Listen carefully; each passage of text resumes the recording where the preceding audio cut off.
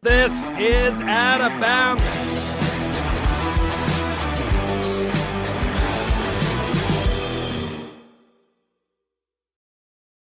This is Out of Bounds. It's your weekly spot for the weird, wacky, and wild in all of the sports world. I, of course, am John Alba. That is not Mia O'Brien. Mia, once again, on the road this week. Last week, we had Jordan Cooper filling in. He did a great job. This week, it's Pat Pitts. And if you've never seen Pat Pitts here on Out of Bounds, it's because he's never been on Out of Bounds on the Know Your News Network. So I would like to introduce you to him. Pat, how you doing tonight, man?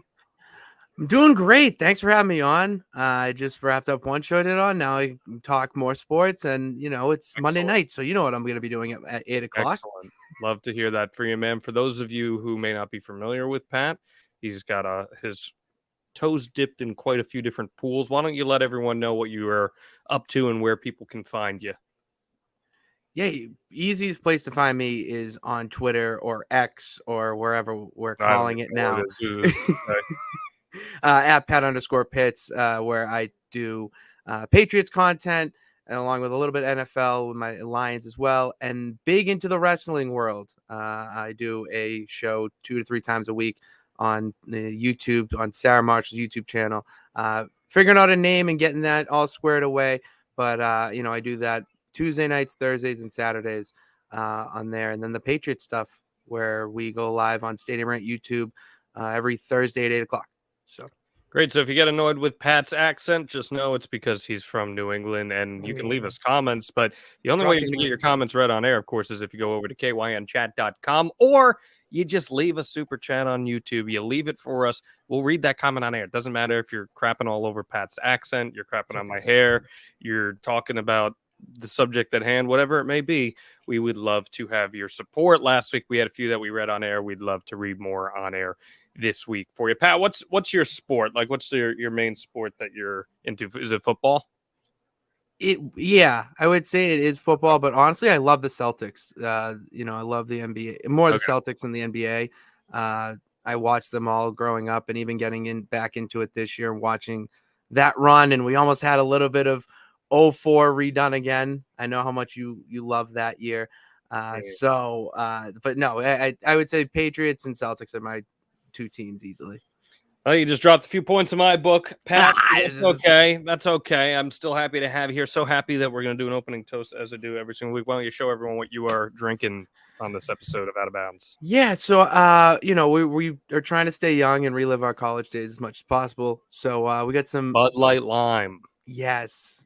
How classy. I'm a classy guy, Okay. John. I'm a very classy guy. Bud Light Lime in a can. I feel like I've only really seen Bud Light Lime in the bottle, so we're seeing it in the can. It's a nice can. I like the can. It's a little slimmer. It's an inviting can. I'll give you that, but I'm just not sure if that's something that I can force down my throat. Something I can is, of course, some Old Smoky Tennessee. We got the salted caramel. And let me give you, as I do every single week, a little ASMR. There it is. Pat Pitts, a cheers to you for hopping on your first episode of Out of Bounds. I appreciate you, and I'm excited to do this with you. Cheers to you, my friend. Cheers to you, Mr. Alba. Stand by. There it is. Let it hit. Every week when I drink that, I'm like, I can take a big swig of it. It's like caramel. Yeah, you can do it. I remember that it's whiskey. Ooh. And it ends up taking a couple. Whew. Feeling good. All right, listen. Somebody doesn't need to be woken up today. Mbappe. This guy's one of the best soccer players in all the world. We know that, right? Well, Paris Saint-Germain has granted Mbappe permission to discuss personal terms with Al Hilal after the Saudi Arabian outfit offered a world record fee of around $332 million. So that's just a posting fee, okay? French champions have told the 24-year-old that he can enter into discussions with the Saudi Pro League club, who intend to propose a massive pay deal, ready for this, worth $776 million. So you combine that plus $332 million in a posting fee, and we are talking about a potential $1 billion man. Now, we have seen Pat across many sports, wild free agency reports in recent years. Is this the craziest? I think it has to be the craziest just because of the circumstances that it's under. It's not just your regular country like, England or Spain trying to do a transfer for a player. It's Saudi Arabia reaching out and trying to make this man into the first $1 billion athlete through a contract of sorts. That's what shocks me the most out of this, is that we're going to get our, potentially a first $1 billion athlete, and it's, Mbappe and soccer. I wouldn't have expected this to turn out the way it did. Well, you're talking about also a club that has absorbed Cristiano Ronaldo, who himself had a massive, massive, massive deal to come with that as well. I think, Pat, we are seeing this is where sports are going now. This is going to be the path for a lot of players to earn a lot of money. We've seen it already with Live Golf. We know the Saudis are major players. You talked about WWE before. They're major players in WWE. They're going to continue to be major players as the years go on, even more so than they are right now. This has to be one of the craziest, because I think if you see that an organization like this is willing to pay almost $350 million just for a posting fee, it totally eradicates competition. How can any major league entity compete with something like that, aside from this oil money that is coming in from the Saudis here, Pat? I think this drastically changes the outlook of how free agency across multiple sports will work for years to come. It's no other league right now can even touch that. And I mean, that just the numbers so astronomical. You can basically have the ability to hand over essentially a blank check to any athlete with this type of funds that you're going to throw at them to bring them into your where league. does this go, Pat? Like, where are we 3 to 5 years from now as far as this absurd money? Because at some point there's got to be a cap. At some point you're going to start, right? Like, am I wrong on that? No, you're right. It's just, the crazy thing to me is that in the next 3 to 5 years, you could see at least $1 billion athlete in every sport. $1 billion athlete.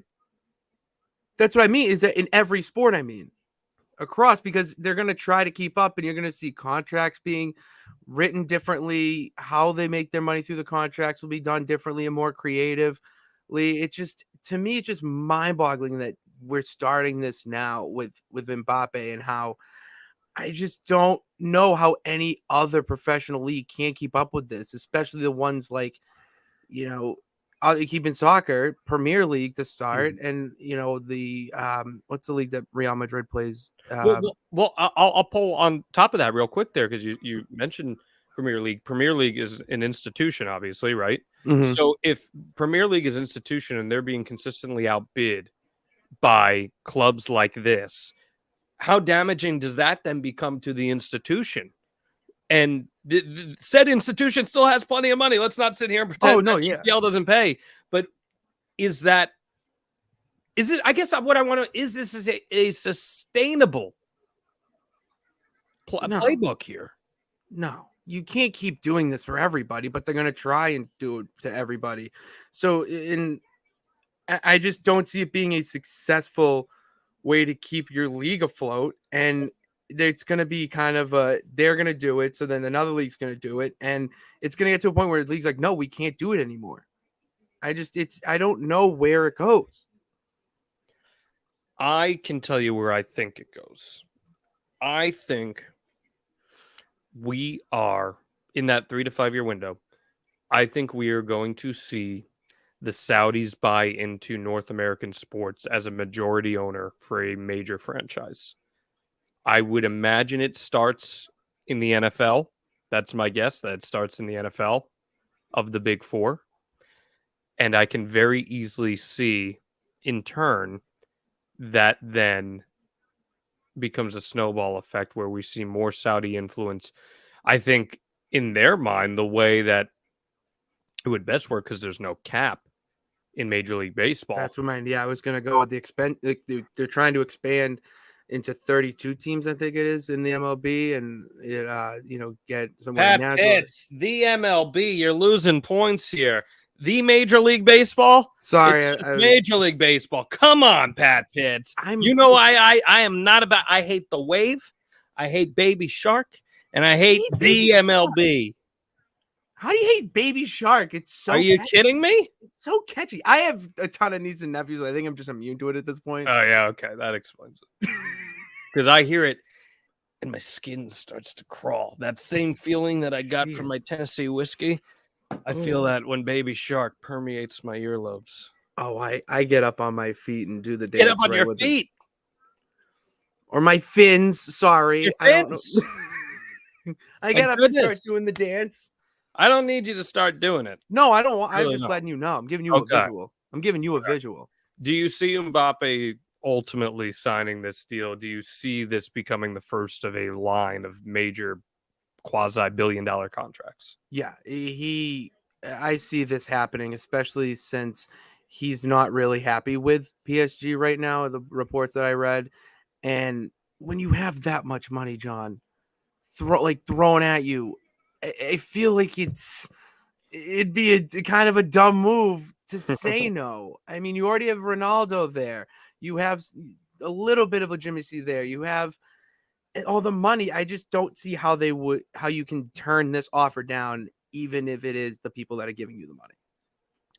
And I'd love to hear your guys' thoughts on it. Again, go to kynchat.com or just right there in the YouTube chat. Send us a super chat. We'd love to have your thoughts there on air. We were talking a little bit about baseball here, Pat. Let's get into this guy, Shohei Ohtani. What can this man not do? I bet you this man could probably do Baby Shark to a level in which I'd be accepting of it. I bet you he could. We are about a week out from the Major League Baseball trade deadline. Actually, we are less than a week now officially. And the name on the market pad that everyone wants to know about is Shohei Ohtani. Two-way player, Ruthian, if you will. He's on an expiring contract this year. In this offseason, he may command as much as $600-700 million. So if you're a team out there, Pat, are you risking the farm to give it all up for Shohei, or are you just going to wait this one out?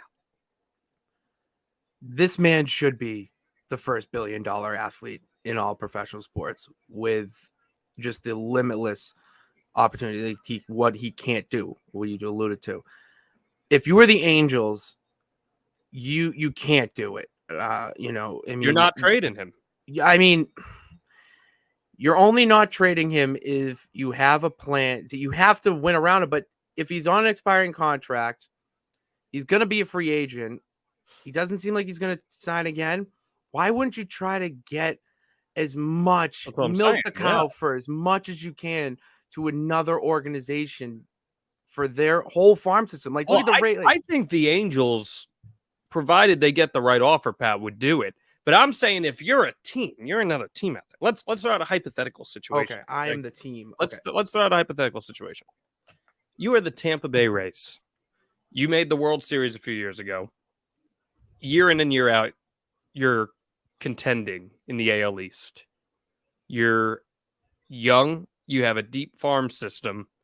But you know there ain't no chance in hell that Shohei Ohtani is signing a long-term contract with you after this season.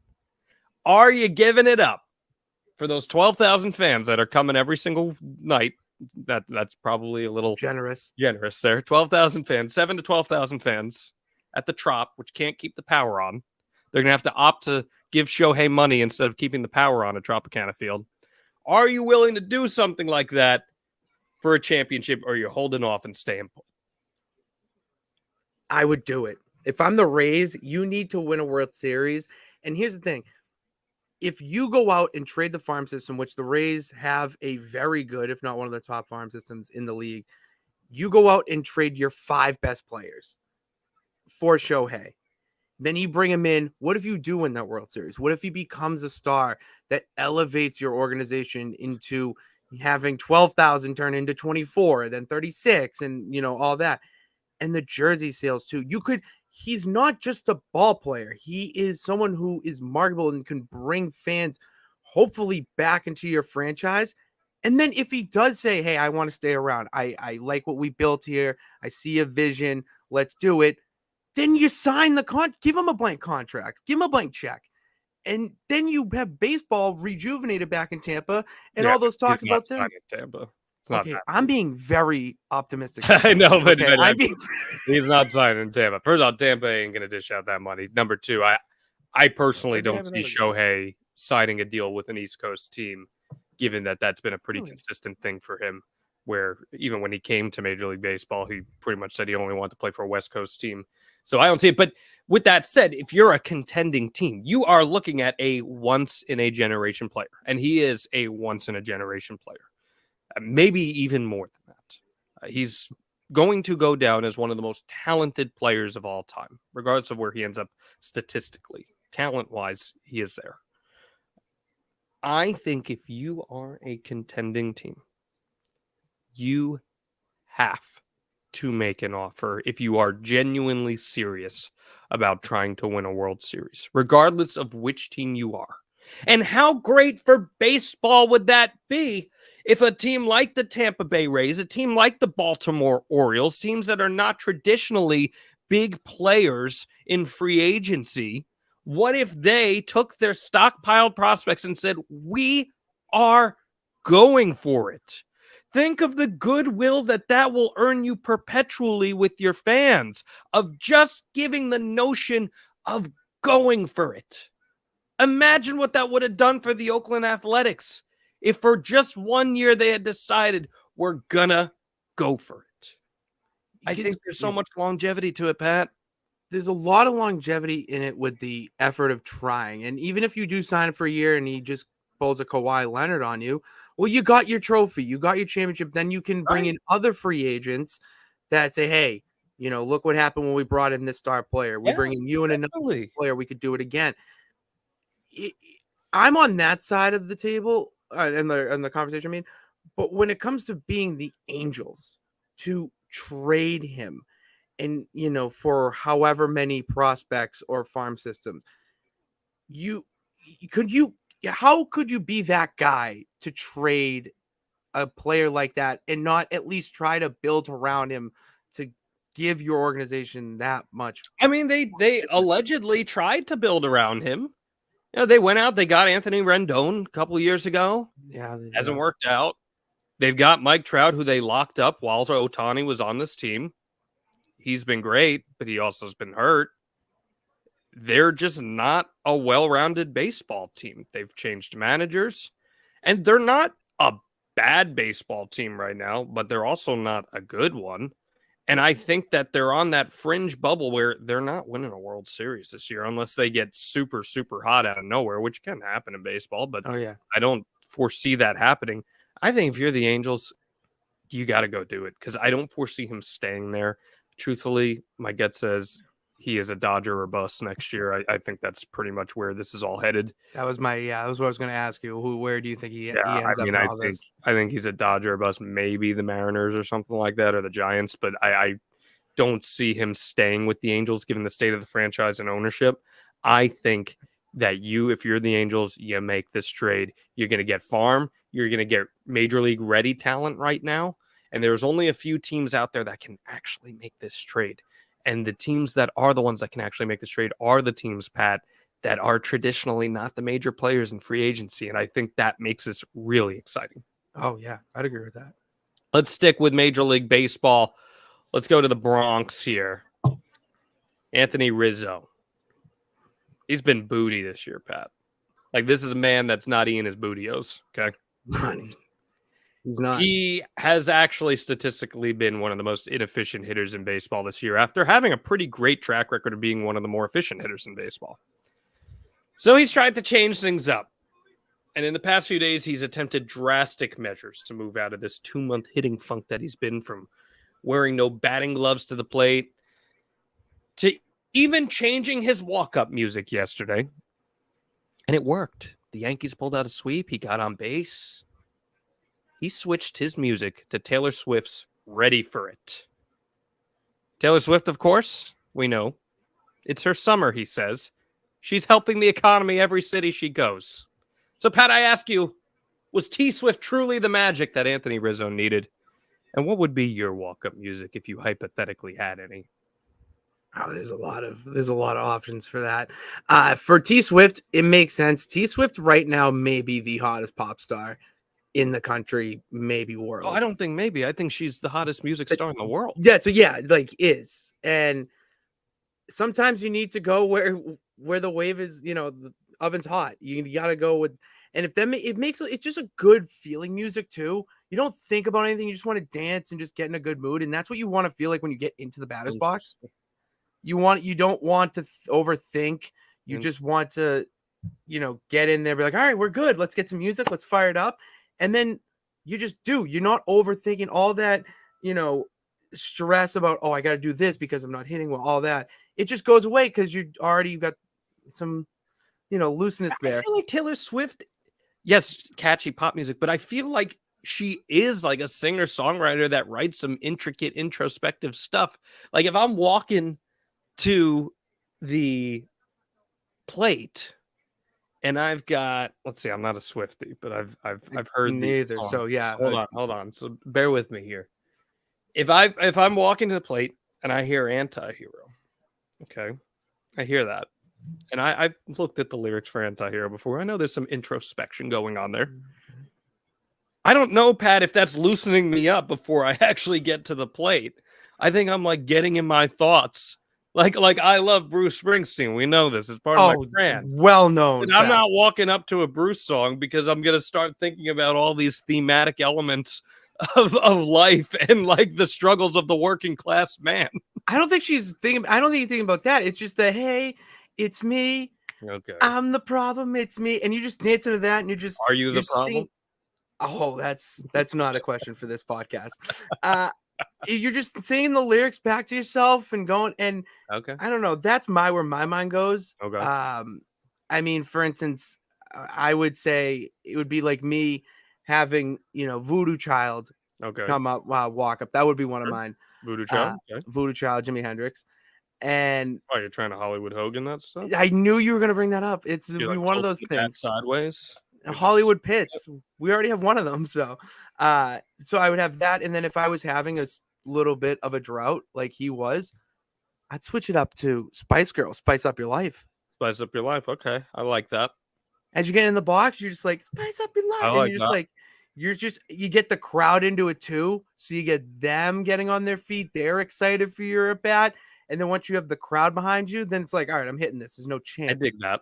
I can be down with that. I think if like I'm going with like a favorite song, I'm probably doing Gone Shooting by AC/DC. Some of you may remember that from Beavis and Butthead Do America. It's just this fantastic, smooth going bluesy rock song, walking up, strutting my ass to the plate. I'm into that. If I was slumping, I think I'm gonna channel some like Joe Bros. I think I'm going with some Joe Bros to get me going. Like I know you might not think like Jonas Brothers, John Alba, that those two go together, but like if you were to drop like Hold On by the Jonas Brothers, like I'm gonna start to get excited. Maybe I become infatuated. I hear Jealous by Nick Jonas, and I'm like, I'm ready to hit some falsettos, you know? I would not peg you Oh yeah. for Oh, a we love Jonas the Jonas Brothers Brothers here. fan. We love the Joe. I'm very open-minded to music. I've seen the Jonas Brothers. I've seen the Jonas. I'm jealous. I would You like are to see jealous, Jonas. exactly. You're too sexy, beautiful, and everybody wants a taste. That's why I still get jealous. Exactly. I'm not hitting the high note. Incredible. It's incredible. I still get jealous. It's not happening. It's not happening. Not that But bad.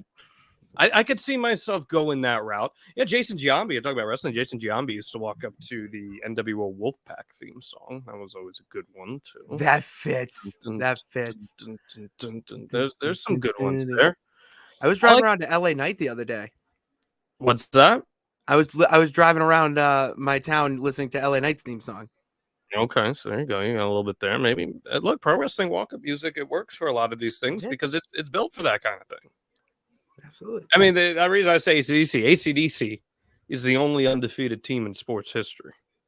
You go to a sporting event, you are guaranteed to hear AC/DC. They never lose. Every single sporting event you go to, it could be a high school sporting event, you will hear AC/DC. Just think about it. Okay, Hell's Bells, Thunderstruck. For those about to rock, Back in Black, TNT, Dirty Deeds, Highway to Hell. You are guaranteed to hear one of those songs at a sporting event. Maybe even It's a Long Way to the Top. Shoot to Thrill, perhaps. Yeah, I heard it every time I walked into the Quinnipiac Ice Hockey Arena. At There least you one go. AC/DC song, There you go. maybe 2 or 3. So yeah, I'm with you. Patriots kick off for those about to rock. Yeah. They do. Okay. I'm just saying. Only undefeated team in sports history. You're guaranteed to hear him at a football game. A guy, though, you will not be seeing at a football game this year, unfortunately, Nyheim Hines, the Buffalo Bills. Bills lost a pretty significant part of their offense and special teams. He suffered what is expected to be a season-ending injury to his left ACL while away from the team's facility, the team said. He's just 26-year-old, and he sustained his knee injury while being struck by a jet ski. He was sitting stationary on the jet ski, and thankfully he's okay in general. But Pat, I know it's like a poo-poo way of looking at things, but should athletes just kind of stray away from doing anything fun in the offseason? Because 26 years old, knee injury, you're a running-oriented player. That's not a good combination right there. We should just be mindful. I think the word I'm going to use here is mindful Okay. of the activities that we do in the off season.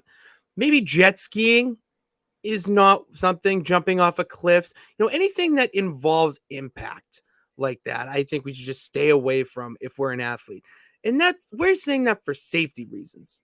That's really all we're trying to go. I mean, when Tom Brady jumped off that cliff 3 years ago or whatever it was with his kids, I almost had a heart attack as a Patriots fan. So when you have any sort of player in that, I would say a high pressure job, and your season really depends on how healthy your body is, maybe just stay away from activities that you could find yourself hurt in for absolutely no reason. I always think back to 2003, Aaron Boone playing basketball, pickup basketball in the offseason. Tears his ACL. He was going to be the starting third baseman for the Yankees. And, well, that led to Alex Rodriguez being traded to the Yankees and opened up a floodgate that has never been seen before since in the world of Major League Baseball, all because of a fluke injury. Like, I don't think we should sit here and be like, you can't live your life. Yes. You're an athlete who has earned millions of dollars and you have prepared all season long through regimented training and rigorous physical activity. You can't do anything fun. I don't think we should sit here and do that, Pat. I agree. I would agree with that. I'm just mindful. I think mindful is fair, but like, what are the odds that you're going to be hit by a jet ski when you're out there? That's true. That's a 1,000,000 to 1 odds right there. Like, what are the odds that you're just going to be stationary on a jet ski and another jet ski comes right at you and all of a sudden you freaking tear your ACL or whatever happened to him? It's just wild. It's those little things. That's why it's like I'm agreeing in the sense where you can't tell someone you can't do this, but if you're expecting to take a leap in your job role and maybe he could take over that or could have taken over that RB1 role over Damian Harris and that was his idea, then be more mindful. But it's such just a shit situation. That's all it is. It is. And listen, the one thing that I want to say too is that you can get injured significantly doing pretty much anything in life. Like, I remember, I think it was like 2005, maybe. I'm not sure if anyone out there remembers the old Rockies player. He was great, Clint Barmas. I think he was carrying like deer meat upstairs. Like, I think Todd Helland like gifted him a bunch of deer meat for playing well. And he was carrying it upstairs and he missed a step because it was like in his face and he broke his collarbone. And that was like basically the end of his career. Like, there were players. God, maybe didn't Ryan Matthews fall downstairs or something and injure his ankle? I think it was Corey Hart in baseball. I can't remember. It might have been Hunter Pence. I think it was Hunter Pence. That sounds familiar. He ran through a glass door. He thought it was open and he hit a glass door. Sammy Sosa famously sneezed and threw out his back. So like things can happen in mundane physical activity that happens in life. I think it's just a matter of exercising just a little bit of caution. Small guy, just be aware of your surroundings. That's what I'm told all the time. Just be aware of your surroundings. I mean, what's the most embarrassing injury you've suffered? Let's hear it. Come on. Like when I say embarrassing injury, I mean something that you totally should not have gotten hurt on, and you just totally ended up hurt after. I was on workers' comp because I lifted a table into one of the delivery trucks and felt something just like kind of pop or whatnot. And it was like, oh, whatever. Like, it just hurts. And then went home, slept for, I think, 10 hours because it was a long shift, and woke up and couldn't feel like I couldn't even lift my arm to drive hurt.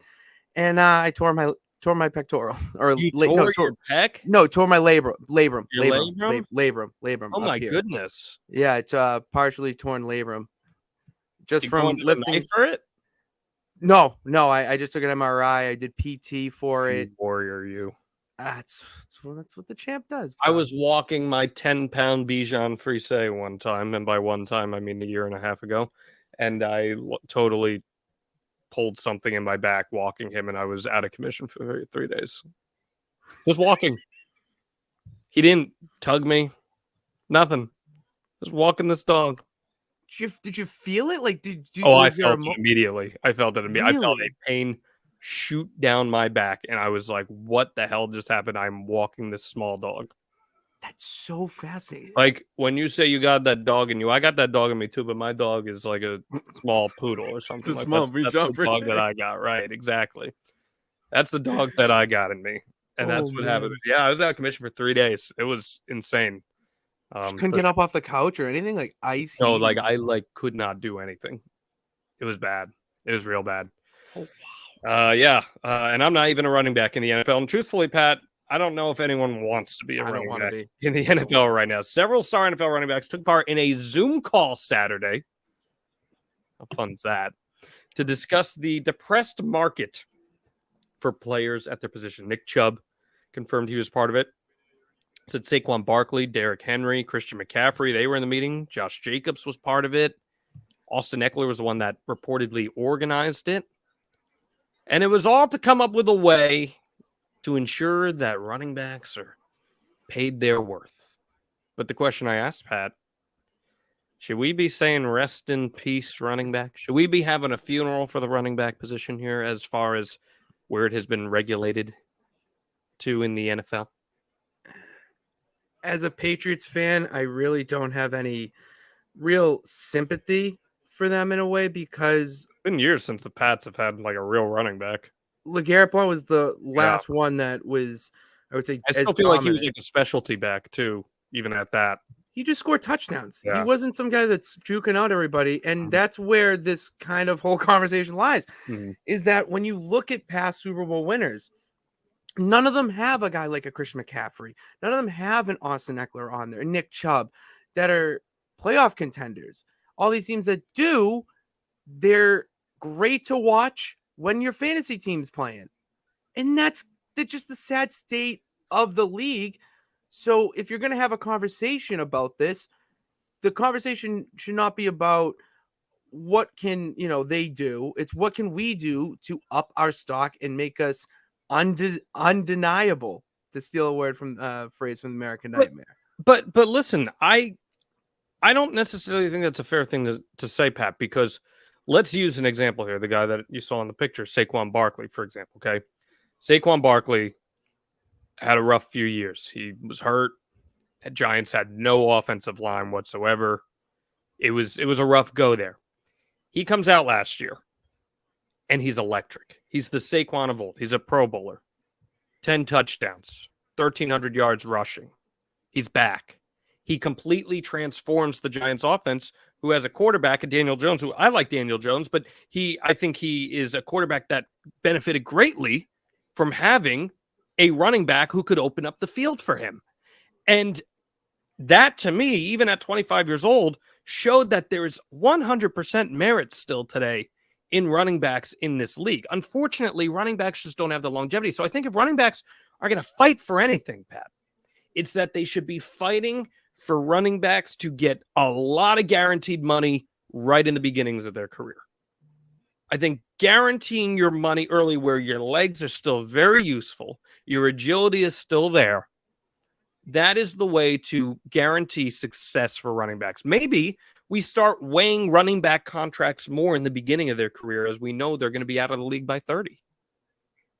See, I didn't think of this. That's a very interesting point, is to have it more guaranteed up front. I'm thinking more in the sense of, if you want to keep that longevity and be worth something to a team where you can still get, a couple million a year and you're 29, but you can, maybe line up in the slot a little bit if you're a more athletic back.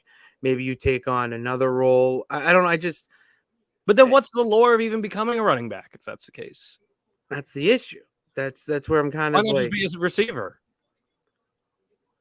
because it's Why the do NFL we? changed Why do we? No. Listen here. Why Yeah. do we put so much more favorability on wideouts who run just as much as running backs? In fact, you can make an argument that wide receivers run even more than running backs, because a lot of times running backs are just blocking on plays. So why do we put so much more stock in wide receivers, whereas they take just as much physical punishment as a running back does? because it's a passing game. There's the answer. It's a passing game. That's the biggest issue, and that's where I see the running backs of value, like Austin Eckler's and Saquon Barkley's, that if they have that, they can get that type of worth. But not everyone's like that, so you have to find that. And I don't know. It's just I'm on the side of it. I don't see a reason to pay a running back a ton of money when you can get a guy like who's just out of college drafted and use them up and kind of just do a system. But that's exactly what these running backs are fighting against. But it's they're fighting against it, but I don't know where's that? But is there any way for them to fight for more equity in the league? Or is this just a doomed scenario from the start? It's just never going to happen. There is, but it's I like your thing about the guaranteed money up front, but then that kind of pigeonholes a team for a little bit for a year. If you're going to get valuable running back output, listen, like I just said, I think Saquon is like the perfect example of that, where a valuable running back really does change the way that your team controls its offense. Like the Giants, for the first time in 7 years, had a competent offense, and it was because of Saquon opening up the game, because Saquon playing well opened up for Daniel Jones, who was great last year. Daniel Jones was excellent last year. And because of that, you saw it benefited everybody. I don't think that's too much to expect, that if you invest in your running back, Pat, you might have that happen for your team as well. But if you invest in your running back, look at their receivers, their big name receivers. They didn't have anyone that was a big name. But I don't think that's not because they invested in Saquon. That's just because they were booty in terms of building a team. Well, that's true. Yeah, I would agree with that. But if you look at the teams that it's either they have a star running back or they have a star wide receiver, and you need to find a way to get that both to coexist. And I don't know of a team that can do that financially to get them to that point and have it make sense for their offense. I mean, put Saquon on any other team and he adds that value that he should be worth, but I just don't know if that's possible in the next year or so to get them to that point. I think it's going to take like 3 years to kind of fizzle out and to have that first contract or whoever to be that, person to sit out and make it worth it. Like, look at Josh Jacobs, a guy like that. Let's even go back a little further. Mm-hmm. Look at what Le'Veon Bell did sitting out. Mm-hmm. And I think that kind of works. Sitting out is the right thing to do. Oh, I know you're not. No, I know you're not. I'm just saying, look how that's the easy answer right now for them. So because I think running backs in particular, reps are critical to them staying in flow and keeping your biorhythm going. Mm-hmm. I think that's massively important. And staying healthy is hard in the NFL. It's hard in the NFL. Very hard. It's really hard. It's even hard on the golf course too, Pat, because Tom Kim tore ligaments in his right ankle earlier last week, and he considered dropping out of the Open Championship, going home. Instead, he stuck it out, put a cast on his ankle, kept playing, and it paid off because he took on the wind and the rain at the Royal Liverpool on Sunday and put together the best 18 holes of anyone on the course. His 467 was the best score on the day and pushed him into a tie for second place and a 1-point $0.084 million prize. What's the gutsiest injury tough out that you've seen by an athlete? I love this story because you don't think about golf typically as sticking it out their injury, but I mean, especially if you're a righty and that back right ankle is your plant foot, that must have been excruciating for him. That's a lot of pain to be going off of, and I mean, it's brutal to go through any injury. The one that sticks out to me the most is T.O. playing in that Super Bowl. Oh yeah. Mm-hmm. I forget what number specifically but it was the Eagles and the Patriots in 2004. That performance to me, looking back, you have to think that if T.O. It gets overlooked because they didn't win the game. They didn't win. Yeah. And he had over 100 yards, I think a touchdown or two, right? It was like he was amazing in the game. Phenomenal. Mm-hmm. And he was playing on a half broken leg. Mm-hmm. And that's to me is the another unbelievable one. Philip Rivers playing a playoff game with a torn ACL, and watching clips of that back and seeing him hobbling and essentially just playing the game on one leg. I don't think that gets talked about as much as it should. Yeah, I definitely would agree with that. I mean, I wasn't alive for like Willis Reed and whatnot, but yeah, I think one of the gutsiest performances I ever saw, and it relates to golf actually, was in 2008. Tiger playing on a broken leg and a torn ACL, and this was like Tiger's true last stand when it was him and Rocco Mediate at Bethpage Black in the U.S. Open, and I think he had multiple stress fractures, if I'm not mistaken. He made 2 eagles in the final 6 holes, forces the playoff with that amazing putt on 18, and wins the playoff. That was one of the most electric performances I can remember in my time as a sports fan. And it was the end of peak Tiger, too, going out on that note, because as he was recovering from those procedures, well, we know what happened. Yeah, we know. And that was where the first time I saw Tiger is more than a human. There's many athletes that you look at, it's like, that person can't be human. And that performance, I just remember keep watching it, and you're watching highlights back. It's like, yeah, he did this all with these injuries. And you go out there, it's like, oh, I tweaked my leg a little bit waking up this morning. And I'm like, oh, that's why my shot went right. And this man is just putting out eagles like that. It's wild. Absolutely wild. It was absolutely wild. I go back to that all the time. I think it's one of the most triumphant wins ever in PGA history, and well, USGA history too. But I go back to that, and it is truly Tiger encompassed as a gamer and everything that made him great, for sure. All right, Pat Pitts, we've reached the final segment of the show. I would love to know more than anything else, Pat Pitts, who is your beast of the week? Who did the most beastly thing that you saw in sports this particular week? Beast of the week. I'm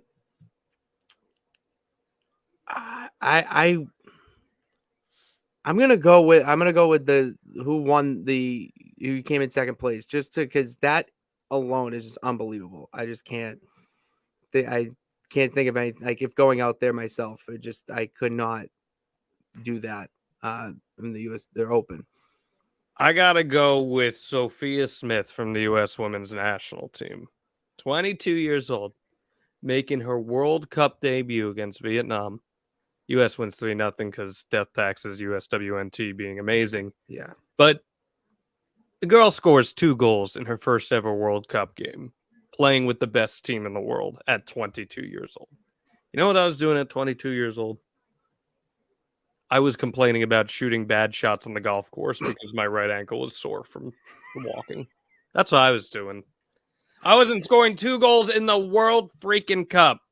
No, not at all. Playing with the best players in the world. I'm not even a big soccer person, but I will always make time to watch the U.S. Women's National Team. I think they're awesome. They are a machine.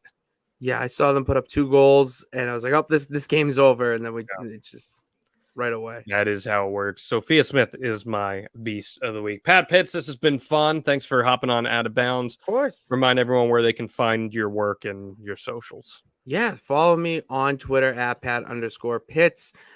That's where I have all my thoughts about professional wrestling, Boston sports, and all sports content there.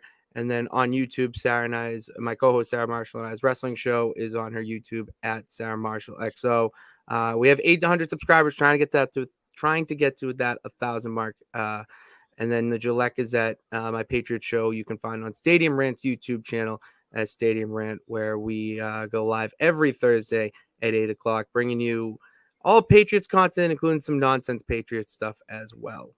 Love to hear it. Love to hear it. Pat, thanks so much for hopping on. We'll be back next week right here on Out of Bounds.